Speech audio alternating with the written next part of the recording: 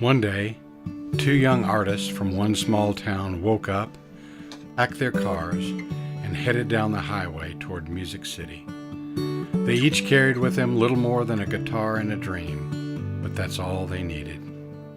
As they left, her mother cried, saying, "Are you sure you don't want to be an accountant or a librarian?" And his father hoped he'd get a real job someday. They waved goodbye, intent on doing what they loved, making music and singing it to anyone who would listen. As they drove down the lonely highway, they imagined what the future could be. They thought of the people they'd thank when they won the big award on TV, of fans who loved their music, of actually being able to pay bills.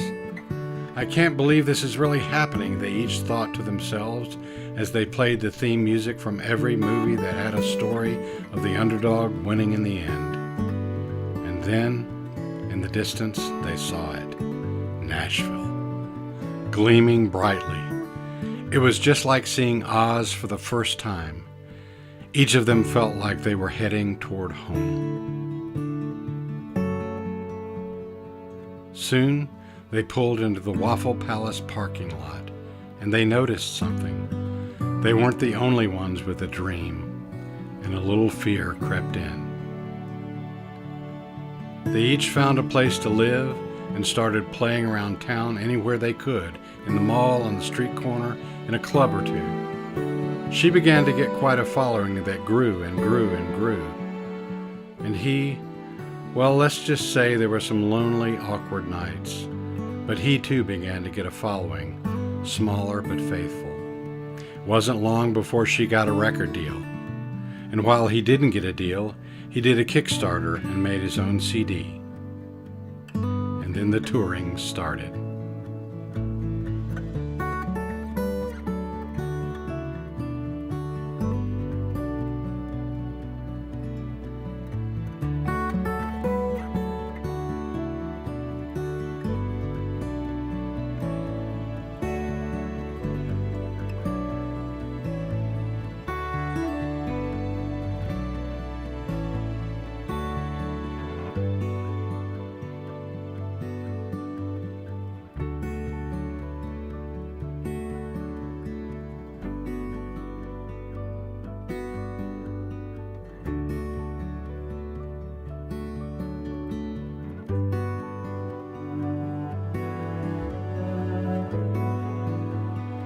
And though the size of their crowds were different, each of them still loved the music, loved what they felt called to do, and loved it when people sang along.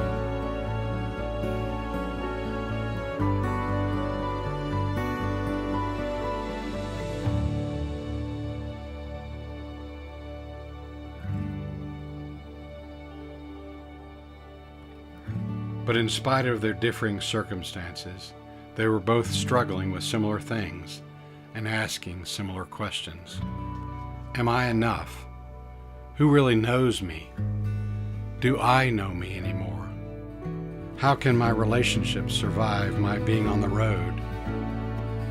What do I do if my addictions begin to grow? Both of them wanted to talk about these things and more, but they didn't know where to go.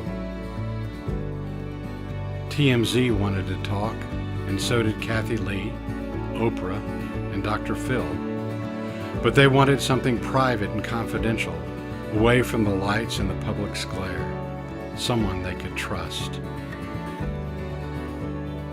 And they found that place in Franklin, Tennessee, at a place called Porter's Call.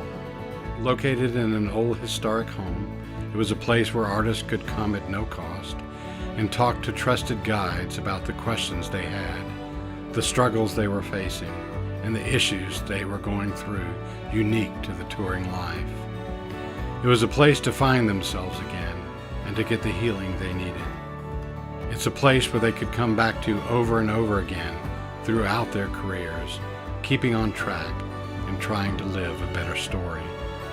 A story of an artist who takes care not only of their careers, but their hearts and souls and families as well. A story of an artist with a dream to play music that brings joy and connection to a world that needs both. A story that invites us all to sing along.